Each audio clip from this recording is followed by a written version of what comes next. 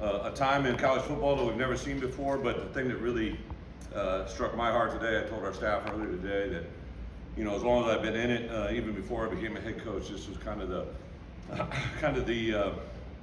in a certain way, in the recruiting world, this is kind of the new calendar year, right? You have this class. It used to be in February when this usually happened. Now we moved it to December, which I think makes a lot of sense. I do think there's some discussions out there to move it up even earlier. Might make even more sense for a lot of people involved. But this day is special for the kids that just signed, for these 19 players, 16 high school kids and 3 junior college players. All 3 of those junior college players are also high school qualifiers, so I think it's really important that we continue to look for the right type of person to fit into our program, and couldn't be more excited. A couple highlights. I thought Bret always does a great job of bringing things to light, and to have 3 signing classes in a row that have ranked among the best in Illinois history since they've been taking them. Notoriety of this is pretty special. It's a really big day at certain positions, especially. I knew from the departure where we're at and where we could be a year from now. We kind of try to always be ahead of the calendar. It was going to be big in certain areas. 6 guys that were 4-star guys. I really don't get into rankings. Anybody that knows my career, my history, but I do note that at certain times when players are ranked in a certain way, it gets the fan base and everybody else excited. To me, they're all 5 stars when they come in here. We're going to treat them like they're the best they've ever been and try to get them to a place they've never been before. But we continued in the state of Illinois, probably more than ever, been on the top players in the state. I knew taking this job we weren't going to get all of them, but we're going to take a swing at all of them, and definitely did that. Even the guys that we didn't get, some of them went to Big Ten, some of them went across the country. I think we built relationships with them, so even if they don't come with us today, what we're kind of finding out through this recruiting process in the portal world, how you treat them now may come back to help you 2 to 3 years from now. So we've always taken the high road, which guys that we pursued the best. Kind of with that being said, there's not a number of guys across the country that we recruited that maybe they didn't sign with us today, but it was a pleasure and honor to get to know them and their families, and our door is always open as things unfold in the future. But these 19 guys, highlighted with Brandon Hanson, who was our first commit. He was kind of the old way of doing things. Ironically, I believe he's the only player of the 19 guys that we signed after we offered from a high school camp. We brought him on camp going into his junior year. If I remember right, Bart, weren't they coming out of vacation? Yes. Right, they were coming out of vacation, and his mom drove him here, like literally from the airport. We were in a home visit just a couple weeks ago, and we talked about how that day they were delayed, and they weren't sure they're going to make their connection. They weren't sure they're going to make their camp, and they ended up making it. Got here after he performed for us. We offered him a scholarship before anybody else. He was the first commit to us, and on top of that, I think he's a guy that probably, I think a lot of these guys are probably from the outside world going to be underrated. He's a guy that literally turned down teams that are in the playoffs this year. They came in and tried to recruit him, and he shunned them away because of his love for the University of Illinois. I was on the practice or the game field after the Northwestern game, probably about as low as I've been, right, all year, and he literally came up and grabbed me with a couple of the other recruits and said, "Coach, this is where we're going to go," and said a few things in my ear that kind of changed even my perspective on that day, right? So just really feel good, not just what kind of players we're getting, but the kind of people we're getting. On offense, I know to add a quarterback in every class is very important. To get Trey Petty to sign with us this year. Another guy Barry sought out a long time ago. Obviously, there was a connection with Starkville High School with Luke and all that pertains. But I remember the high school coach Coach Jones speaking very highly of him, and kind of said to me when I called him, he said, "Hey, you like Luke?" I said, "Yeah, I like Luke." He said, "Well, you're going to really love this guy, right? Just the way he kind of competes." I had the good fortune during a bye week to watch him compete live. I think quarterbacks always drive where you go, and this guy is an incredible competitor. Very excited about him. At wide receiver, at a high school player, a JUCO player. Rio was actually a guy that led the nation in receptions as a junior college player out of Minneapolis. You'll see here in a minute he wears number 1. He's probably going to bring a lot of flashback to another number 1 that you'll see in our program, or you've seen in our program history. Offensive line has been a huge part. Kind of had, like I said, with Brandon, but then our last addition with AJ. AJ Dennis is a guy that was huge on our radar to begin. A couple times a year ago, or almost 18 months ago, we thought we were going to get him. Really one of the first ones in on him. He came down to several visits. In early June, he took a visit to Michigan State, canceled his visit to us the next week. We were disappointed, but I distinctly remember having a conversation with our staff, hey, let's take the high road. Never know how these come back. And then obviously Michigan State, with the transition they had there, opened up the door. He literally reached out to us, I think, within 48 hours of that transition. And he literally came here on the heels of back-to-back visits at Penn State and Clemson and committed to us the day after the Northwestern defeat, right? So in a strange kind of way, that day was the catapult to where we are today. Also got a commitment that day from Daniel Brown, an outside linebacker that really flashes, led the nation in sacks in the junior college level. Again, another high school qualifier that probably was undersized, under-recruited, underdeveloped out of high school, and has shown a lot of really good things. In the back end, we knew we were going to need help, and got a couple high school players that we feel are going to be very, very prevalent and relevant for us. And the defensive line, I can't say enough about Coach Jamo, the recruiting staff targeting certain guys that really fit our MO and brought them in. So we're not quite done. This world that we live in, right? I'm going to sign these players today, these 19 players. We're currently active in the portal world. We'll probably bring in another group of players that we'll announce as they come. And then of course we'll get a chance to announce them when they're here in January. But got good news today. I expect even better news this afternoon. So a lot of really good things happen in that regard, and excited to get there. So a couple of people I want to thank, obviously my staff, the 10 coaches that can go on the road, spend a lot of time away from their families, a lot of time evaluating film, a lot of things above and beyond that I greatly appreciate for them. I had a returning staff of 6 guys and then brought 4 new guys in. I think those 4 new guys, Antonio, Charlie, Thad, and Dish, had immediate impact in our program, and still to this moment that we're in right now, those 4 guys have been invaluable, ingraining with the guys from the past. Pat Evelyn and his crew, Pat's been here long before me, just an incredible value for us as a football program, for the university, for me as not only a great co-worker, but a great friend, stands for everything that we love, and it's got a great feel for this university in ways that I can't even begin to understand, from academics to policies to procedures, just a huge asset in his world. Nate McNeil, who's been a great addition for us since we've got here, has been an invaluable contributor.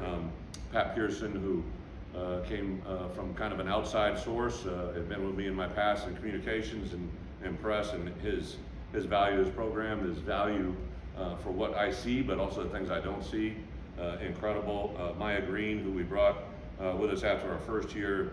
I was literally in a home visit last week, and this certain player had taken 4 visits within an 8-day window, and they weren't small visits. They were visits to 2 Big Ten schools, an ACC school and a Pac-10 school, and the mother literally said to me, I don't know who this Maya is, but she's incredible at what she does, right? And the detail of everything, from the time we walk in the lobby to the time we have these players get on planes and travel around, her attention to detail is greatly appreciated, and thankful for that. Jay Kaiser, who kind of heads up our portal world and our evaluations. Jay and I have been together since Kansas State days. He spent a lot of time in the NFL, and incredibly valuable, tireless. I'll get a message from him at 1:30, 2:30 in the morning. Hey, just made an edit. It's waiting for you in your box.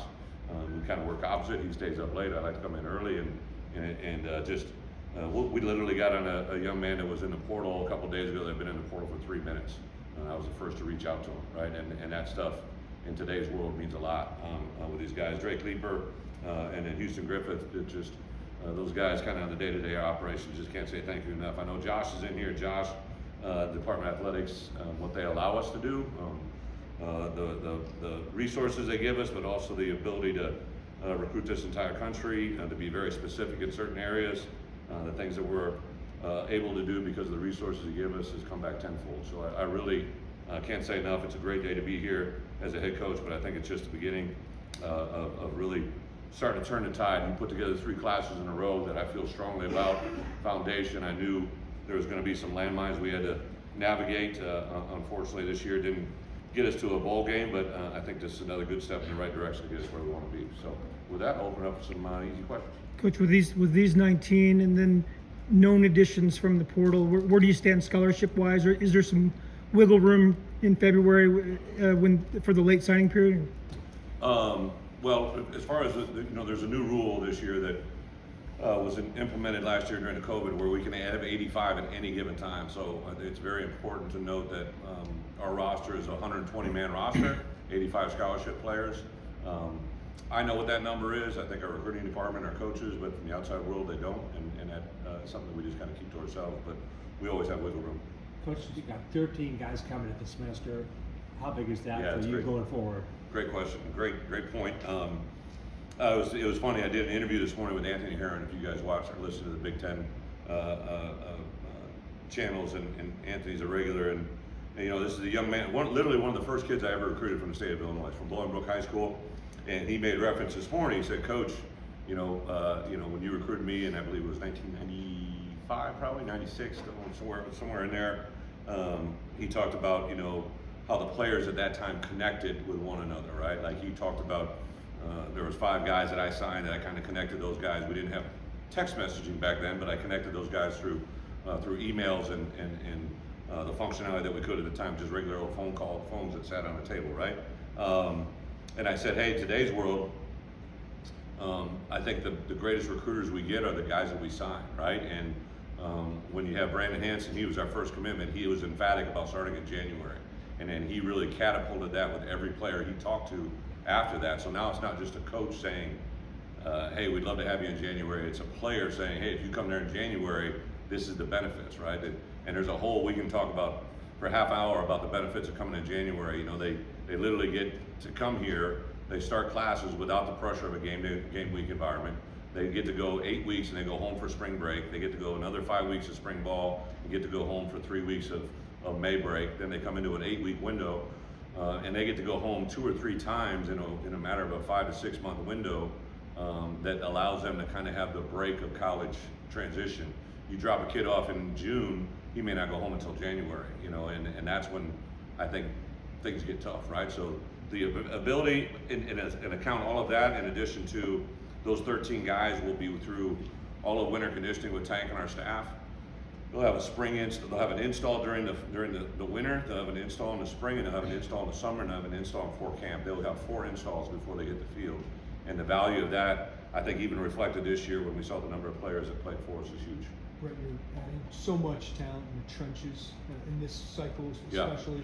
How do you feel through 3 years of how you're building those areas up? And what Yeah, it was kind of tough, especially on the defensive side. You had such premier players that it was kind of hard to backfill those with a portal guy, right? That, you know, he didn't want to come in with 2 years of eligibility behind someone that has 2 years that's really good, right? So it's been a very tough challenge. JMO and I think our recruiting staff, so defensive line in particular, was very unique because of Johnny and Keith, as great as they were.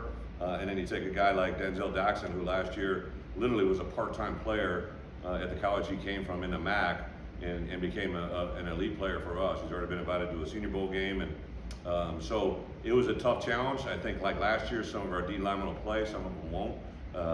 I do expect, you know, for sure, Demetrius and Angelo, I think, have shown me and Eddie that they've got the ability to come in and play early on, right? So I'm excited about that group. Offensive line wise, we need some of our guys that have been here for 2 years in the program to have a really big spring. We'll add some portal offensive line in there that I think can come in and have an immediate impact into our program. But those 2 areas, in particular the offensive line this year for us, right, with a couple of key injuries early in the season, was really hard. It was something that I knew it was there. I just didn't want to come to Slurco, and then when the injuries came in, it really made it appear 10,000 times larger than what I thought it was going to be. So that's a part that I've said to our staff all the way through. We can't be thin in the O-line and D-line again. Do one more after this. You signed 2 players that have, for states that have produced 11 since 1917 in Utah and Nebraska. Is there excitement that you have a staff that can go get anybody in the country if they're a good fit? Yeah, a great question. So Utah and where? In Nebraska. In Nebraska. You know, 2 totally different stories. Easton was a guy that kind of popped up on our radar. I don't know exactly how it played out, but I remember Andy calling me and saying, hey, I like this. Would you watch the film? Watched him. Loved his energy, loved his attitude.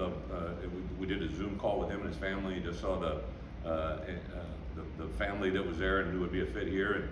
And yeah, really excited about Easton. I think we obviously recruited him. He's from Utah, but if he lived in Chicago, we would have recruited him too, right? So logistics is the dynamics that just a part of the process. And then Tanager really was coming. Ironically, he was going to come to camp. Unfortunately, didn't he pull his hamstring or something like that? Yes. He pulled his hamstring right before camp, so we didn't get him in. And Robbie just really liked the film, liked where it is. It's 8-man football he's coming from, right? So he's going to have the experience of having 3 new guys on the field with him at one time. We're getting smaller and smaller. My first ever, I signed a guy by the name of Chad Greenway, played 9-man football out of South Dakota that ended up being a pretty good player. So I'm not afraid of the number of players they have on the field. And again, I think Tanner, he's a guy that if he was in Springfield, we would have. He's just that kind of kid. Mom and dad are both in education, tremendous upside, really a 3-way player.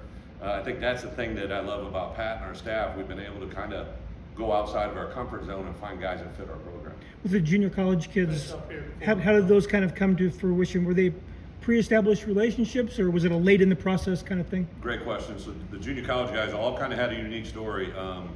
I think the first one that we went after was Daniel Brown. So Daniel was at Hutch. We have Des Schuster, who's from Hutch, right? So Coach Dallas is the guy that I've known for a number of years. Hutch is literally year in and year out one of the best programs in the country. The coach that was there back when I was at Arkansas is one of my best friends, so I started going in Hutch and having experience. And we had a host of guys. I remember we sat down and we were watching literally like 6 or 7 guys on defense, and Daniel just started rushing the passer. His skill set and his intensity, his demeanor. He led the nation in sacks for a reason. He's got really good explosive, quick hands, really body leans well.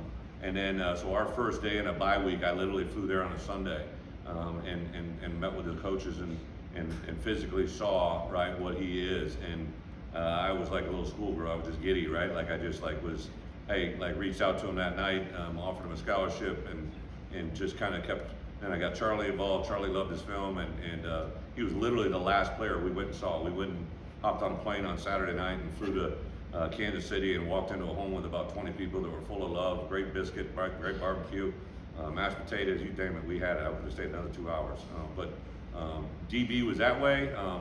The next guy is probably, that same week, I went into Iowa Central and I'd been in several Kansas JCs, a couple of Iowa ones. Later in the week, I went over in Missouri and Mississippi. Went into Iowa Central. Coach was like, "Hey, you got a need for a wide receiver?" I said, "We're always kind of looking." I go, "We really won't need one unless our number one, if he goes out, I'd be looking for a slot receiver." He said, "I got one, right?" And I watched the film. Gio and I evaluated it. Gio went and watched him play live, and then Rio was just a guy that jumped out to us right away. So that was kind of a late edition find. We went in there for a couple of old linemen. We were aware of him. I was going in to inquire about him. And then the last one, Chase Canada, we actually recruited his brother a year ago, became aware of Chase then. Didn't make a move. Probably should have made a move, right? He goes to Trinity and has an outstanding year. Plays exceptionally well. We jumped on him. Coach Pinellas, Coach Henry, myself, all of our staff, and he went and visited, I believe, Indiana and somebody else. Purdue came in, TCU came in, and he stiff-armed them at the very end and came our way. He actually went and visited Indiana after us, which I was actually confident, right? Like I said, hey, if you want to go see it, go see it. He called me literally on the visit and said, "It's what I want to do," and I'm very, very happy to get him online today. All right, thanks, guys. We're gonna move on to the